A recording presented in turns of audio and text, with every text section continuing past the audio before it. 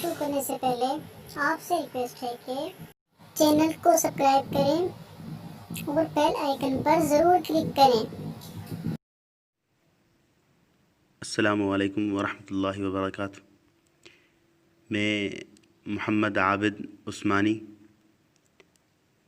آزاد کشمیر مظفر آباد سے آپ حضرات سے مخاطب ہوں، اور آج کی مجلس میں آپ حضرات کو کرونا وائرس اور اس کی شرعی طور پر قرآن و حدیث میں کیا حیثیت ہے اور اس وبا سے چھٹکارے کے واسطے کیا نسخہ استعمال کیا جائے، اللہ جل شانہ سے چھٹکارا نصیب فرما دیں گے۔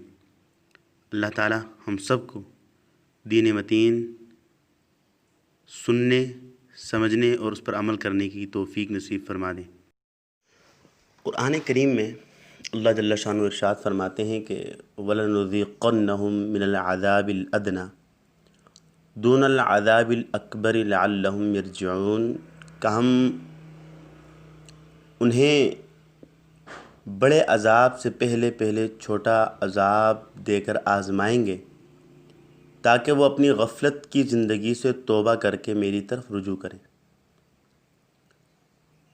انسانیت پر بالخصوص امت پر مختلف حالات آتے رہتے ہیں۔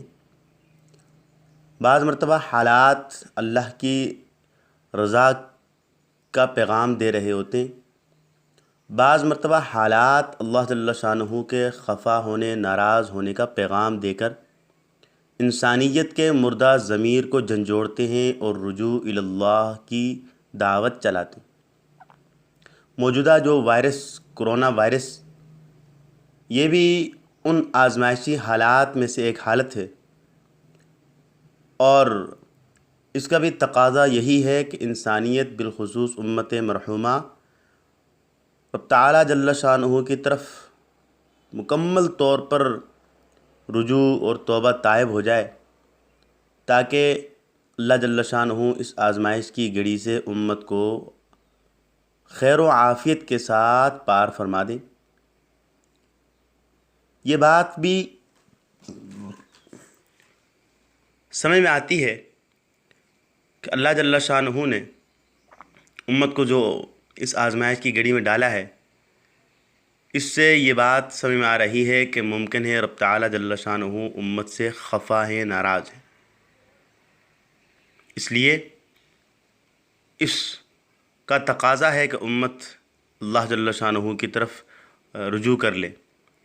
اور یہ جو وائرس ہے، اس کی دو حالتیں، دو صورتیں ہو سکتی ہیں۔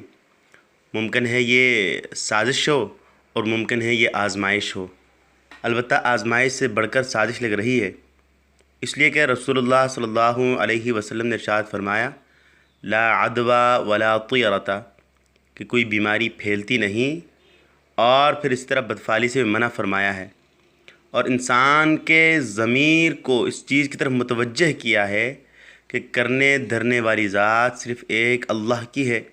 اللہ جو چاہتے ہیں، جیسا چاہتے ہیں، جب چاہتے ہیں وہ ہو جاتا ہے۔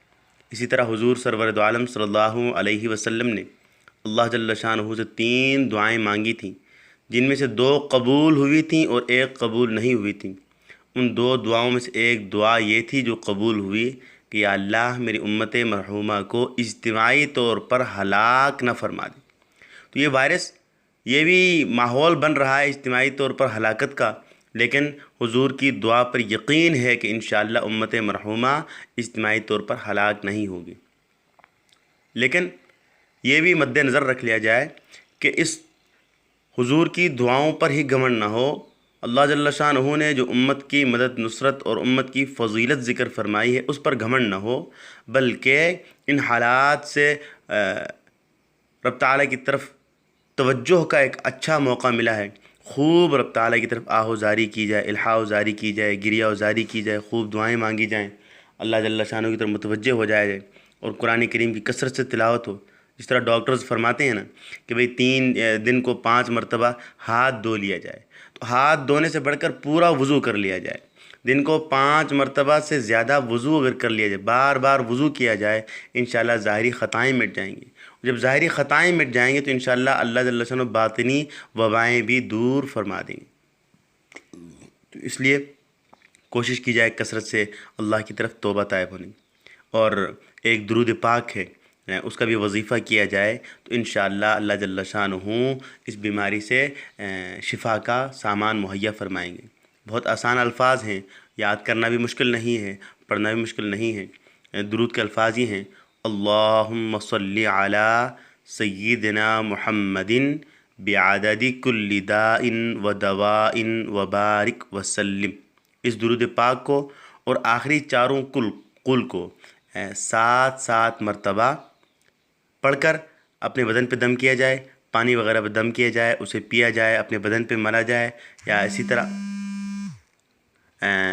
دعاؤں کا بھی اہتمام ہو، اللہ جل شانہ راضی ہو جائیں۔